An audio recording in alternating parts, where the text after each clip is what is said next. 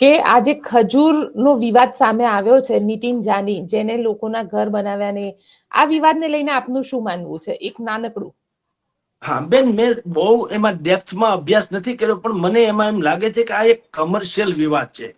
જે તેલ કંપની વાળાએ ખજૂરભાઈને દાખલા તરીકે બ્રાન્ડ એમ્બેસેડર બનાવ્યા હતા, પછી એમની ટકાવારીમાં થોડોક ઇધર ઉધર, જે મેં સાંભળ્યું છે, મેં કીધું ને હજી બિલકુલ આમાં પ્રમાણિત વાત નથી કરતો, પણ પછી એને ટકાવારી વધારી હોય, એમાં એ તેલ કંપનીના જેણે પણ રાખ્યા હતા ખજૂરભાઈને, એને એ ટકાવારી ફાવી ન ફાવી, અને એમાં જે વાંધા વચક્યા પડ્યા, એટલે એ લોકોએ ખજૂરની વિરુદ્ધમાં બોલવાનું શરૂ કર્યું. પછીથી તો પેલી બેન જે છે, પટેલ સમાજની દીકરી છે, બહુ જ એ પણ એક્ટિવ છે, એને પણ પછી કેટલું બધું આની વિરુદ્ધમાં વાત કરી છે. એની વૈયક્તિક વાત છે ખજૂરભાઈની, કે એને કોની આ બીજા મેરેજ છે કે પેલા કોની અરે લવ હતો વગેરે વગેરે.